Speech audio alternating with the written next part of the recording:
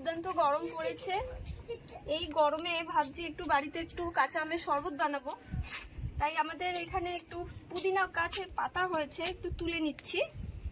হ্যাঁ, চলো কি করে বানাই তোমাদের সাথে একটু শেয়ার করে নিই। আমের খোসাগুলোকে ছাড়াচ্ছি, কাঁচা আমের। এইবারে এইগুলোকে খোসাটা ছাড়িয়ে ভালো করে একটু ধুয়ে নিয়ে আসবো।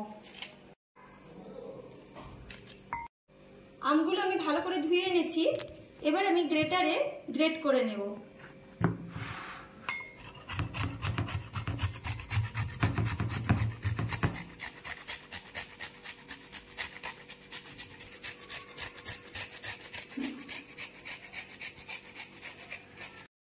পুদিনা পাতা দিয়ে দিচ্ছি,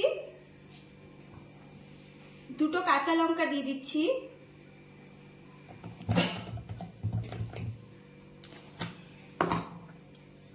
স্বাদ অনুসারে নুন দিয়ে দিচ্ছি,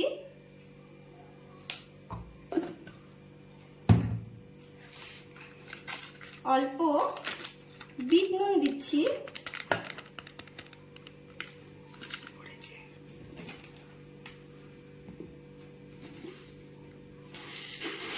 চিনি দিচ্ছি স্বাদ মতো,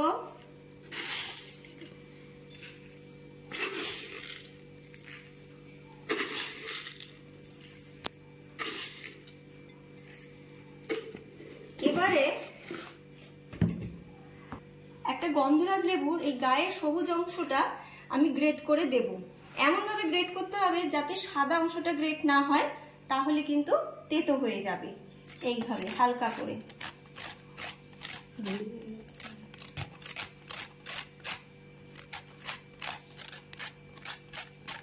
এতে গন্ধটা খুব ভালো আসে।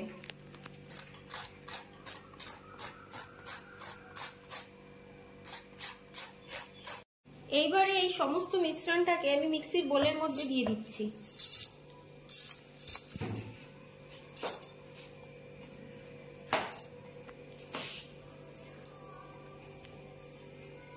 হাফ কাপের মতন বাটি ধোয়া জলটা একটু দিয়ে দিলাম, দিয়ে আমি ভালো করে মিক্সিতে গ্রাইন্ড করে নেব।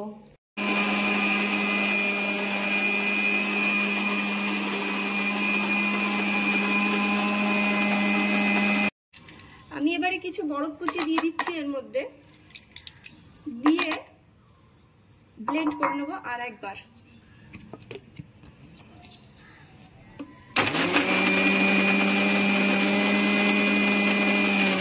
পেস্টটা হয়ে গেছে, এবার একটু ছেঁকে নেব।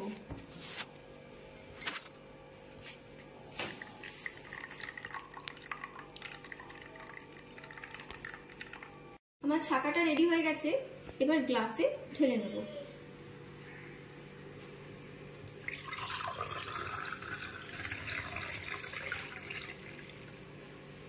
আমার কাঁচা আমের শরবতটা রেডি হয়ে গেছে, চলো খেয়ে দেখি কেমন হয়েছে। এই গরমের দুপুরে তোমরা সবাই এই ড্রিঙ্কটা একবার ট্রাই করে দেখতে পারো, খুবই সুস্বাদু। লাইক, কমেন্ট, সাবস্ক্রাইব করতে একদম ভুলো না।